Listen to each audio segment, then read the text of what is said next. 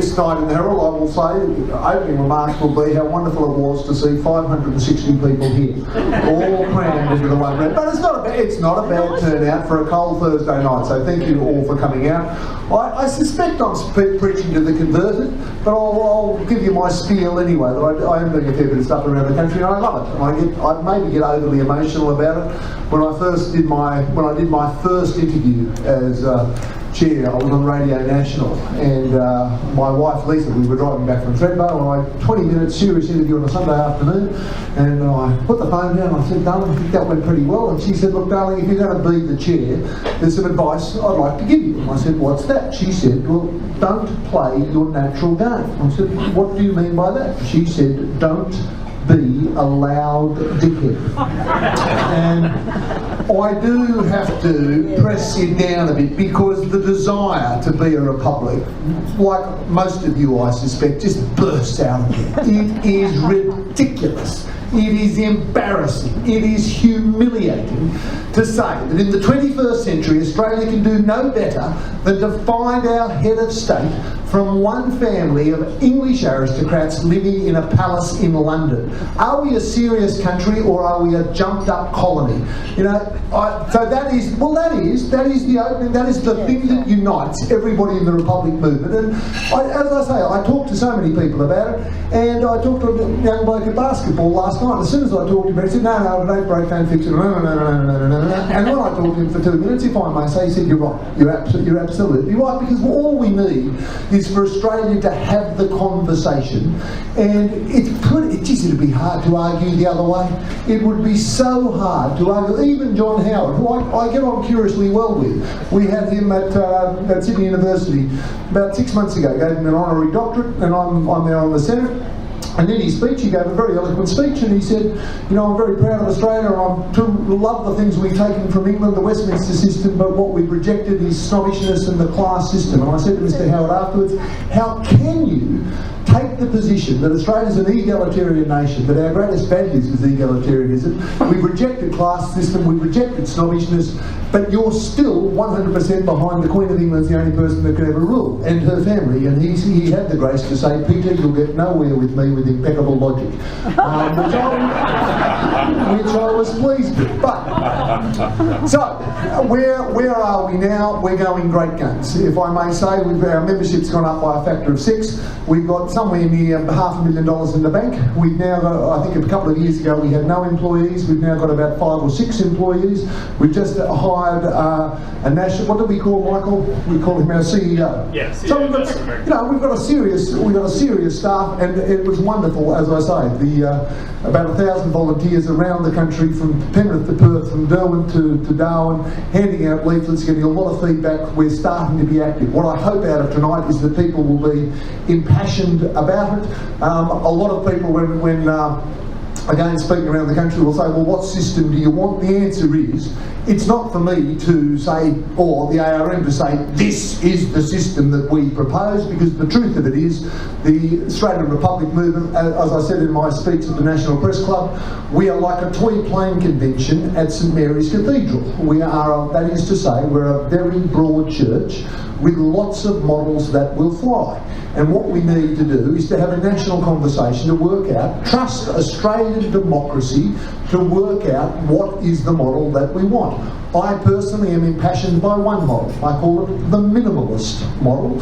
And my mentor in the field was our erstwhile Prime Minister Bob Carr, who first explained it to me, and immediately Bugs Bunny light went on over my head. The current system, and the beauty of this change to the system, is it can fit within 140 characters of a tweet.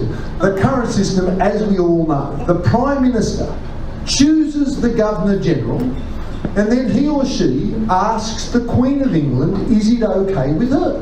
Which is to say, under the current system, the democratically elected leader of the Australian people is reduced, and I use the words advisedly, is reduced to asking an unelected English lady, is it all right with your unelected Englishness what I, as the democratically elected leader of the Australian people, have decided to do. It's the same as when the Prime Minister wants to call an election. There we've got the Prime Minister of Australia, the leader of the people, there by the authority of the people, there by the authority of democracy, going to see a representative of the Queen of England to ask her, is it all right with England?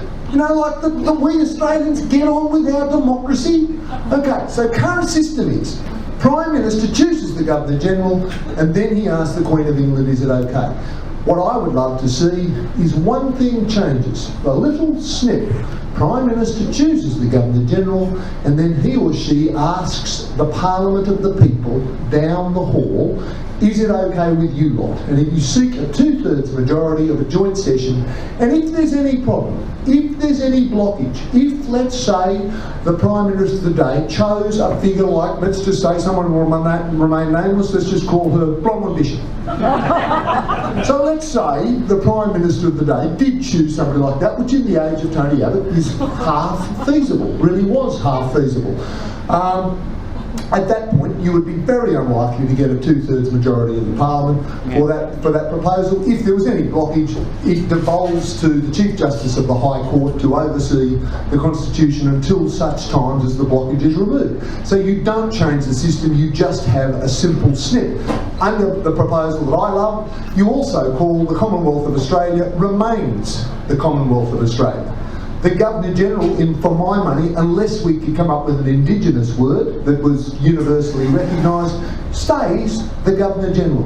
That we just call it the Governor-General, we say the Commonwealth of Australia, we're just changing one thing. How do we get there? And then, however, there are people like David Marr and Peter Beattie who are notable for saying, we want direct election. We need direct election that Australia has always lacked. One unifying national election where there are 5 or 6 candidates and we all go through that process. And, you know, I'd love to have that conversation. What I've said to both of them, and they agree, is when we get to that point, what we need to do is to have the understanding we want everybody under the ARM umbrella,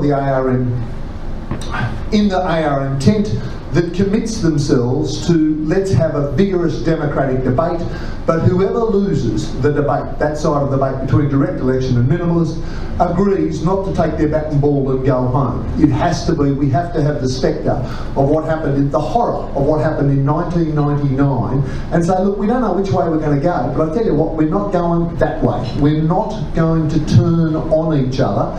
Ultimately, we are going to trust Australian democracy. And if I, on the minimalist side, lose the debate, and every likelihood I will, I think a lot of people like the direct election model, then we say, okay, look how it works in Ireland. It works seriously well in Ireland, never a problem. They are running their own show. Against the simple notion that we should have our own head of state, that Australia can run our own show, there are nervous Nellies, many nervous Nellies and many naysayers saying we can't, we won't, we shouldn't. It'll be a disaster. We'll elect Donald Trump. It'll turn into chaos. It'll be civil. You know, it goes on and on and on. And it is no surprise that the nervous Nellies and the netty naysayers are there. They've been with us throughout history. And they're in other countries too. Before the American War of Independence, or during the War of American Independence, 50,000 Americans fought on the side of the Brits. Amazing. A lot of them moved to Canada. So, of course, we're going to have people that are against us, and right from the beginning, they've been with us through Australian history. In the 1890s, when we were moving towards federation, they were there. We can't, we won't, we shouldn't. It was done anyway. When the first idea came up to have a flag of our own, they were everywhere. We can't, we won't, we shouldn't. We ended up with the Australian flag, and I might make this point, that the Australian Republic movement has no view whatsoever on whether the Australian flag should or should not change. But by God, I do. I think it should. I love the line from Jerry Seinfeld when he came to Australia in the year 2000. And he said, I love your flag. Great Britain at night. But that will be a matter for Australian democracy to sort out. I'm not going to hijack this occasion and beg you to read my books. I don't care if you do or don't read my books. All I care is that you buy my books. But I'm writing a book at the moment on the Battle of Le Hamel, and it's called Monash's masterpiece, General John Monash, Sir John Monash. And on the 30th of May, when he took over, as for the first time there was this revolutionary idea, seeing as we've got 333,000 Australian soldiers, seeing as we've got the Australian Corps, stay with me on this one, maybe instead of an English general, we can have an Australian general. And Monash was the first one to take over, to have an Australian general running the Australian forces. And he wrote to his wife and said, look, whatever else happens, this is a big deal. You know, to have an Australian running Australian soldiers is a big deal. And it was a big deal. Scullin, James Scullin, in 1929 came up with almost a bigger idea. Instead of having a minor British aristocrat or a British general as the Australian Governor-General, let's have one of our own. Let's have somebody born and bred beneath the Southern Cross to be the Australian Governor-General. There were 250,000 Australians, Neddy naysays, nervous Nelly, saying we can't, we won't, we shouldn't, and they petitioned King George to say this will be a disaster if you ever let an Australian in Yarralumla. And the fascinating thing is, that was a time of rampant anti-Semitism around the world, and no doubt a fair bit of anti-Semitism in Australia. The person that Scullin selected was Sir Isaac Isaacs, Chief Justice of the High Court. The staggering thing is, the problem that the 250,000 Australians had with him wasn't that he was Jewish, the problem was he was Australian. On and on it went. In the 1960s, the idea most of you in this room will remember, in the 1960s, how every stamp we put on every envelope had the image of the Queen of England, the same as she was up on the Sunday school wall and the church in the school, that image of the Queen of England. And there was the Queen of England on the stamp. The idea was put forward to change it. There was an outcry. The same thing happened in New Zealand. My dear friend Eric Rush, All Black winger, was with the All Blacks in 1992 when they were presented to the Queen of England in Buckingham Palace. He'd grown up in the Waikato, same stamps, and he said, when I met her, I wasn't sure whether to shake her hand or to lick her on the back of the head. But the idea was put up.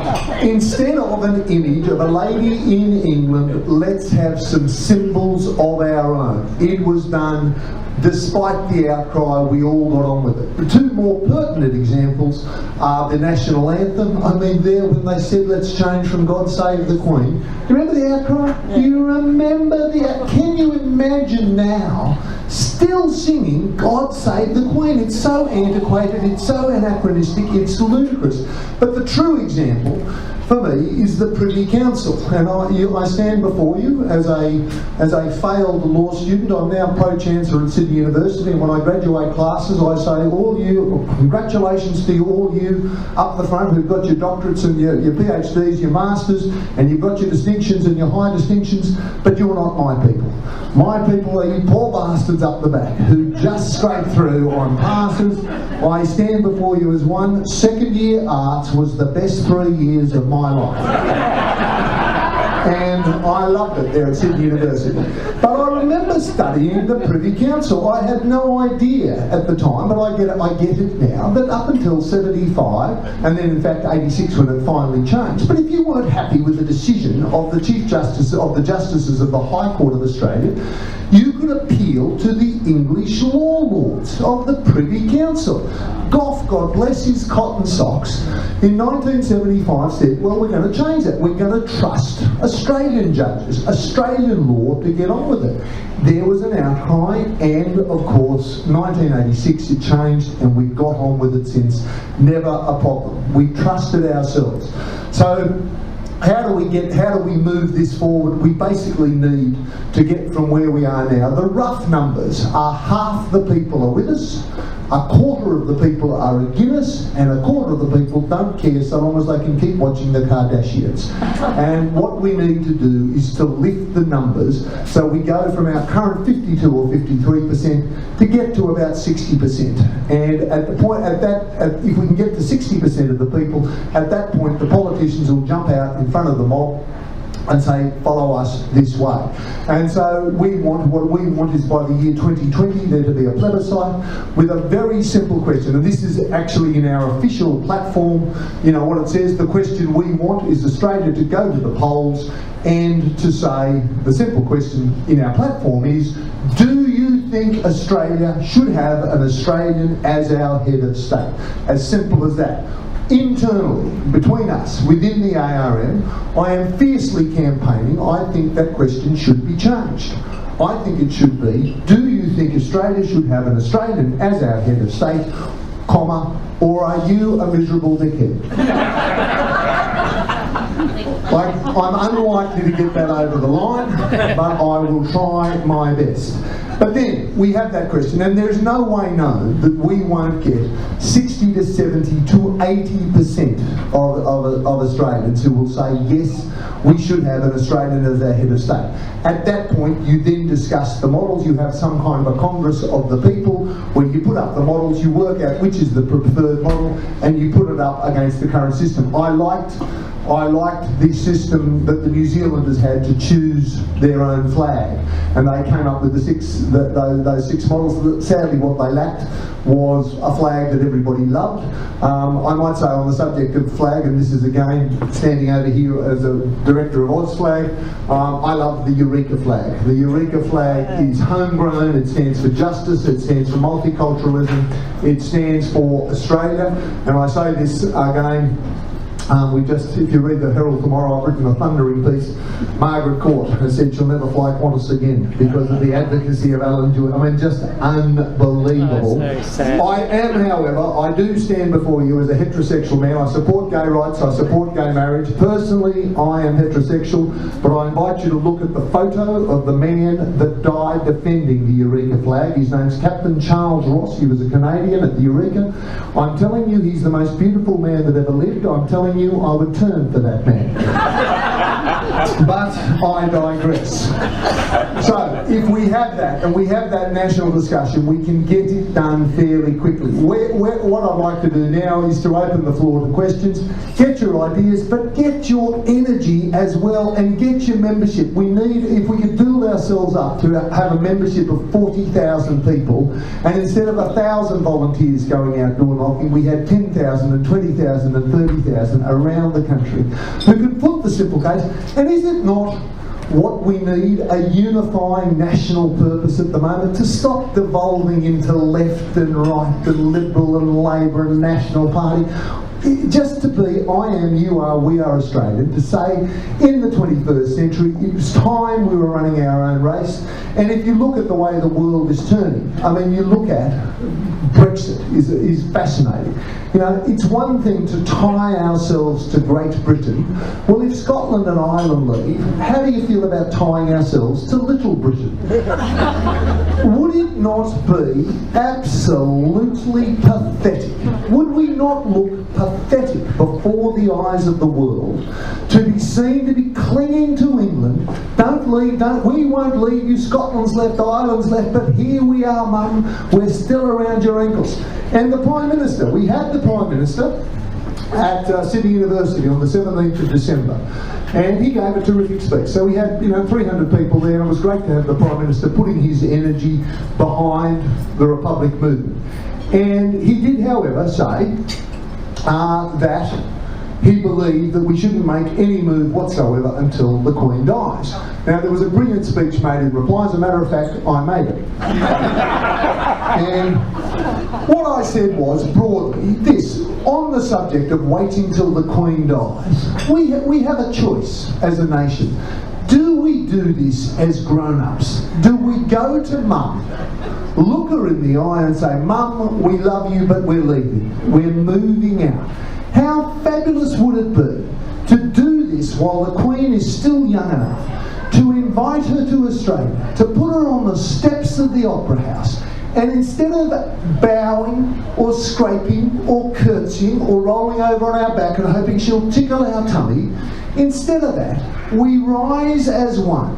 We give her a standing ovation from the bottom of our hearts. We say, thank you, Your Majesty, for the sterling service you have rendered our nation. She then hands us over the keys. we put it in the ignition, we start it up, we take it for a burn around the block, we say we'll buy it, and then we give her a lift to the airport. And we're done.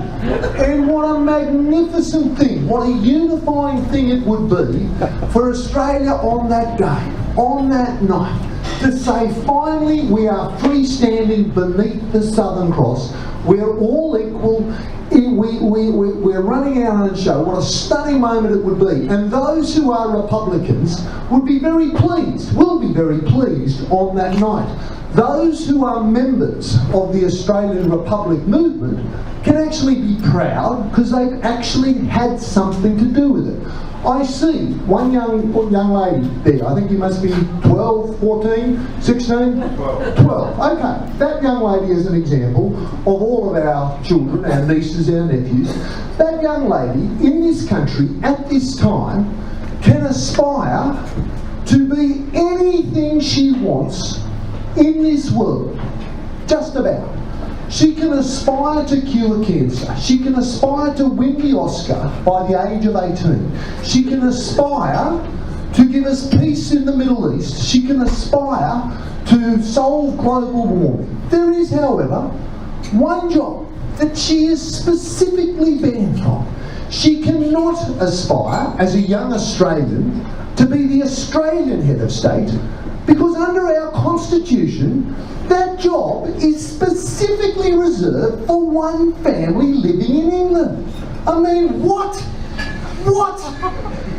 In the 21st century, we're saying to our kids, you can't do that because that's for a family in England. And when you explain to people how weird it is, how ridiculous it is, how humiliating it is, look to Brazil and look to Argentina. Two proud nations getting prouder by the day. But how differently would we regard Brazil if the top left-hand corner of the Brazilian flag was reserved for the Portuguese flag and their head of state was reserved for the Portuguese royal family? Would not the entire world go, that's a bit odd, a bit quaint, a bit backward? Ditto for Argentina, top left-hand corner of their flag, reserved for the Spanish flag, and they had a system whereby not one of them would be good enough to be the head of state, so they had to keep going back to the Spanish royal family. It would change the whole vibe. People continue to say, if it ain't broke, don't fix it. The answer is, for Christ's sake, it's broke. When 50% of us look at the system and cringe, it's broke. In the 21st century, where we're saying only one family living in England is good enough to ever provide the Australian head of state, for a proud people who boast, who talk of our egalitarianism, who say this is our primary Australian value of egalitarianism, and we still reserve it for a family living in England, it's broke.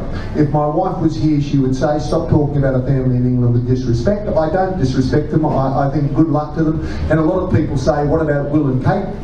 And my niece is going, that's all right, they've heard this speech before. A lot of people say, what about Will and Kate and all that? And the answer is, I love Will and Kate, and I love little George, and I love little Charlotte, and there'll come a time when George, in 15 years, will go out on his first date, and he'll be 20 years old, and when that happens, you'll see a big man in a red bandana at the front of the queue in the newsagent, elbowing people out of the way, because I love that shit. I want to know about all of that stuff. And the answer is, all of that stuff goes on. It will all go on. We're not pretending to presume to shut it down. That's not our call. It's a call for the English people. Just to finish, before we open the floor, I mentioned how wonderful it would be if we could get this done in the next 4 or 5 years. But imagine how humiliating it will be, not just to us, but to others, if we wait until the Queen dies. Imagine the scene 10 years from now, when a great English Queen is farewelled at Westminster Abbey. There will be 10,000 people there, there'll be 15,000 all around. The helicopters will be buzzing around from NBC, CBS, BBC, Channel 9 no doubt. And somewhere in the middle of the ceremony, wait, what's that, Jack? Somebody's coming out the back of Westminster Abbey. Who is it? It's Australia. How do you know? You can see the Akubra, you can see the Dryzabone, you can see the scuffed riding boots, and you can see the little Winnie Blue, the rolling, coming out the side of the mount. And there is Australia coming out the back of Westminster Abbey at the height of the funeral. And who's coming up the steps the other way? Prince Charles. Been waiting for this moment for 80 years. Australia takes one look at Prince Charles and says, you bastard, we've had your mum for 80 years, we're not going to cop you for 5 minutes. Now, I say this quite seriously. Is that fair? No, I've got nothing against Prince Charles, I've got nothing against the Queen. We have nothing against the royal family. It's not about them, it's about us. But quite seriously, is it fair to Prince Charles to say that, you know, we're going to wait till your mum dies and then we're just not going to cop you for 5 minutes? It's not fair to him. If we're going to do this as grown-ups. The thing I have learned over many years of speaking in public domain is that when I find myself starting to ramble and starting to cover the same points I've already covered, I like to do what the Americans did in Vietnam. I declare victory and leave. But instead of doing that, I'd like to open the floor to questions or to ideas that you have of how we can move this forward. Thank you for your attention. Thank you.